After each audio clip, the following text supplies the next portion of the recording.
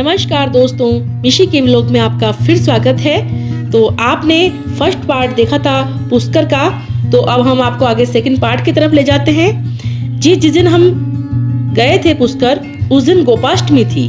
जी हाँ, तो सरोवर में स्नान करने के बाद हमने गाय की पूजा भी की। तो गोपाष्टमी थी, तो गाय को वस्त्र चढ़ाना, गाय को अनाज गुड़ खिलाना बहुत ही शुभ माना जाता है। तो यहाँ पूजा करने के बाद हम आगे ब्रह्मा जी के मंदिर की तरफ चल दिए। ब्रह्मा जी के मंदिर में हमने देखा कि बहुत ही ज़्यादा भीड़ थी।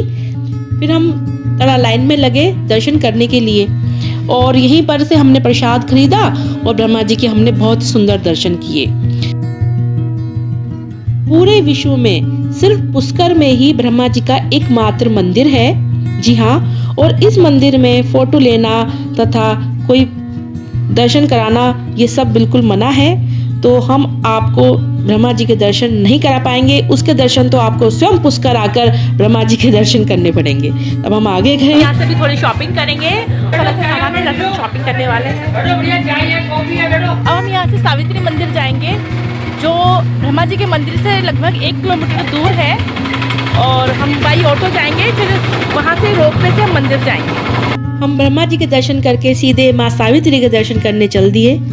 जी हाँ, हमने रास्ते में देखा कि यहाँ ऊंट गाड़ियाँ चल रही थी, बहुत ही सुंदर लग रही थी।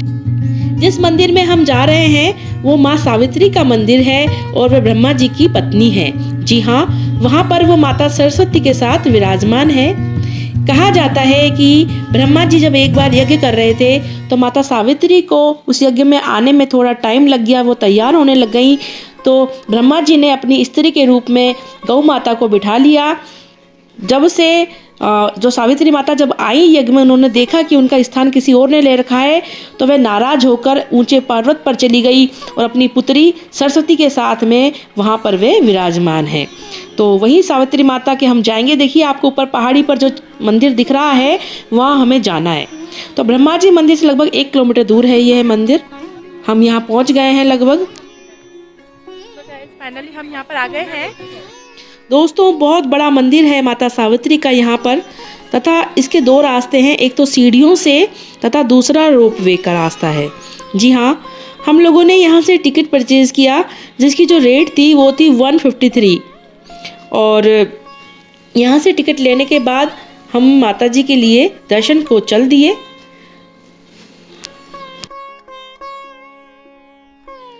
तो अब हम यहाँ से रोपवे वाले रास्ते के लिए चल दिए। अब यहाँ हम लाइन में लगे हुए हैं, और जो एक केबिन होता है उसमें 6 या 4 लोग बैठते हैं।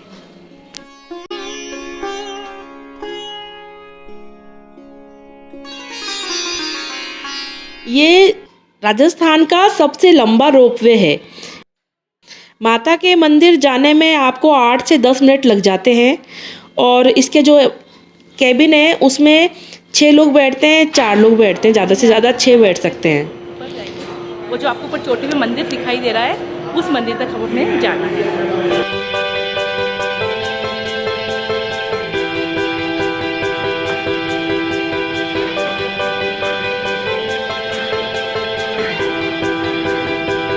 तो हम लोग भी बैठ गए। अब मैं आपको इसका पूरा व्यू दिखाती हूँ ऊपर से, और साथ ही मैं आपको चोटी पर जाकर पुष्कर सरोवर भी दिखाऊंगी।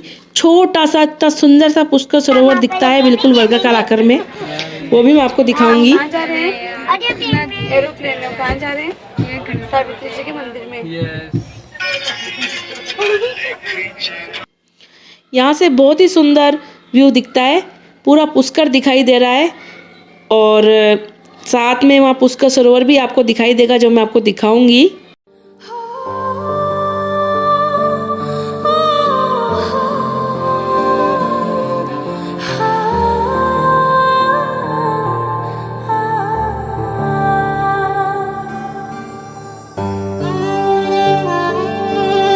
इतनी ऊंचाई पर आने के बाद हमें थोड़ा डर भी लग रहा है, बट फिर भी हाँ ठीक है। बहुत सारे लोग बैठे हुए, देखिए पीछे भी ये ट्रॉलियाँ आ रही हैं, इन्हें देखिए।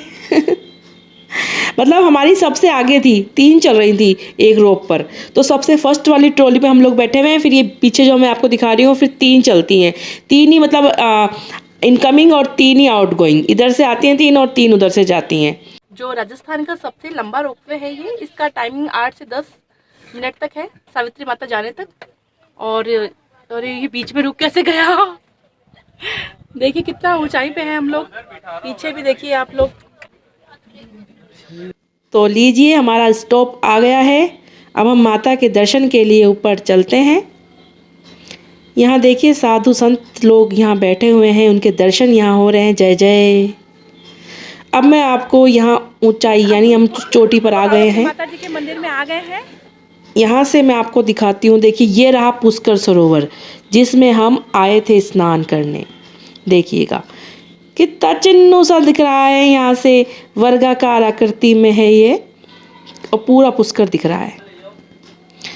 अब देखिएगा हम मंदिर में चलते हैं, आपको माता के भी हम दर्शन कराते हैं, जिसे ध्यान से देखिएगा।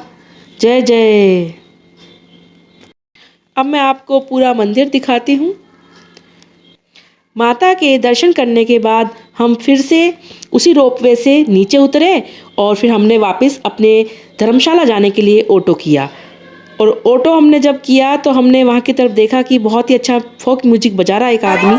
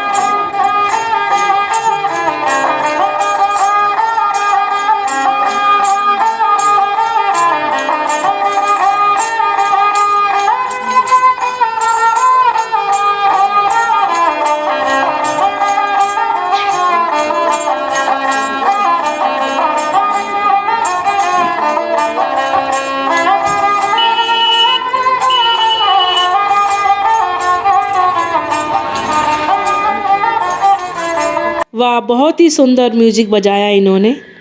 अब हम फिर वापस धर्मशाला आ गए और धर्मशाला आकर हमने खाना खाया। फिर खाना खाने के बाद हमने थोड़ा आराम किया और फिर धर्मशाला से चेकआउट किया। तो गाइस अब हम यहाँ से चेकआउट कर रहे हैं।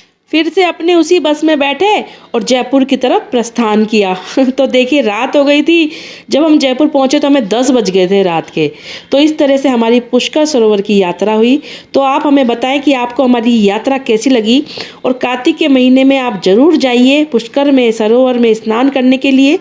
आपके लिए आगे भी इसी तरह के नए धार्मिक वीडियो लेकर आती रहूँ। तब तक के लिए राधे राधे, जय श्री कृष्णा। अगर आप मेरे चैनल पर नए हैं तो आप पहले मेरे चैनल को सब्सक्राइब कीजिए। अपना सपोर्ट, अपना साथ, अपना लाइक इसी तरीके से बनाए रखें। राधे राधे, जय श्री कृष्णा।